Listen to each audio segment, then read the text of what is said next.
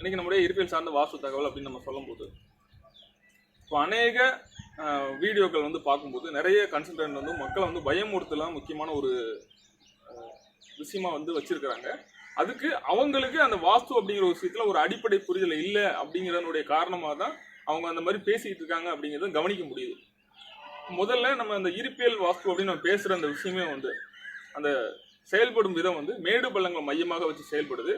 அதிலும் குறிப்பாக வடக்கு மையத்திலிருந்து கிழக்கு மையத்துல இன்கமிங் ஏரியா. அப்போ அந்த பகுதியில் பள்ளம் அப்படிங்கிறது என்ன வடிவத்தில் இருந்தாலும், இன்க்ளூடிங் செப்டி டேங்காக இருந்தாலும் சரி, கிணறாக இருந்தாலும் சரி, போராக இருந்தாலும் சரி, சும்மா ஒரு நீங்கள் பள்ளம் மாதிரி தோண்டி வச்சிங்கனாலும் அது வடக்கு மையத்திலிருந்து கிழக்கு மையத்துக்குள்ள இருந்தது அப்படின்னாலே ரொம்ப சிறப்பாக இருக்கும். அதே சமயம் வெயிட் அப்படிங்கிற விஷயம், மேடு அப்படிங்கிற விஷயம் தெற்கு மையத்திலிருந்து மேற்கு மையத்துக்குள்ள வந்தாலே ரொம்ப மிகச்சிறந்த விஷயம். அது வந்து அவுட் கோயிங் ஏரியா. அந்த இடத்துல நல்ல ஒரு வெயிட் வருது, லோடு இருக்கு அப்படின்னா உங்களுக்கு நீங்க ரொம்ப ஸ்ட்ராங்கா இருப்பீங்க.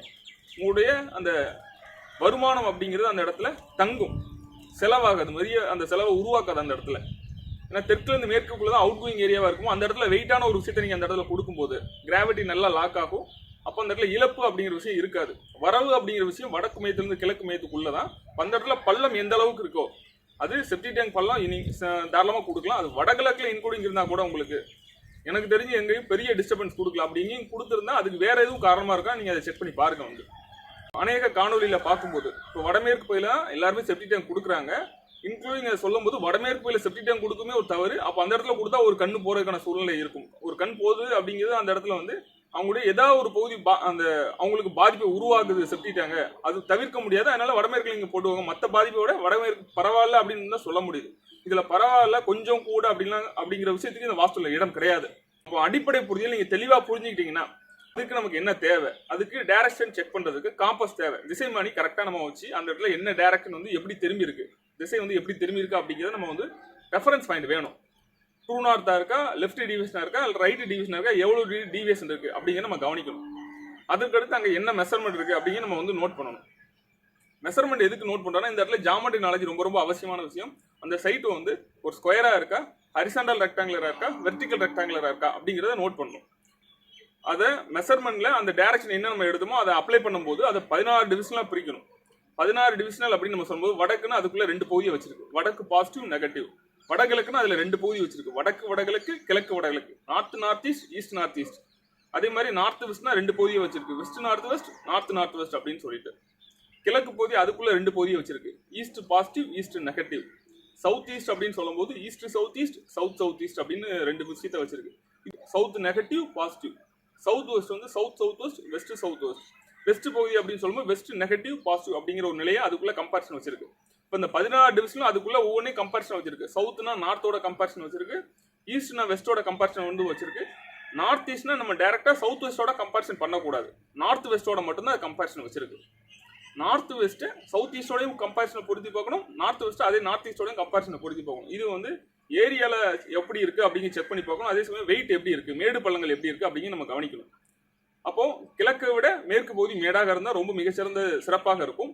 தெற்கை விட வடக்கு வந்து தாழ்வாக இருந்தால் மிகச்சிறந்த பலனை கொடுக்கும். வந்து அது அதோட கம்பேரிசன் மட்டும் அந்த பர்டிகுலர் ஏரியாவுக்குள்ள மட்டும் வச்சிருக்கு. அதற்கு அடுத்ததாக நம்ம கிழக்குனாலே பொதுவாக வடகிழக்கு, கிழக்கு, தென்கிழக்கு அப்படிங்கிற ஒரு 3 பகுதி இருக்கு. வந்து நம்ம கிழக்குனா முழுவதுமே நம்ம அதை வந்து கன்சிடர் பண்ணக்கூடாது. கிழக்குனா அந்த கிழக்குக்கான பர்டிகுலர் பார்ட்டை மட்டும் எடுத்து மேற்கு பகுதியோட கம்பேரிசனை வந்து பொருத்தி பார்க்கணும். வடகிழக்கு அப்படின்னா ஒன்லி வடமேற்கோட மட்டும் தான் அந்த கம்பேரிசனை வந்து பொருத்தி பார்க்கணும். வடமேற்க தென்கிழக்கோட கம்பேரிசன் பிளஸ் வடமேற்க வடகிழக்கோட கம்பேரிசன் வச்சிருக்கு. தென்கிழக்க தென்மேற்கோட பொருத்தி பார்க்கணும், தென்கிழக்க வடமேற்கோட இப்படி கம்பேரிசனை பொருத்தி பார்க்கணும். இது மாதிரி அதுக்குள்ளேயே அதுக்கான கம்பேரிசனை நம்ம வச்சிருக்கு.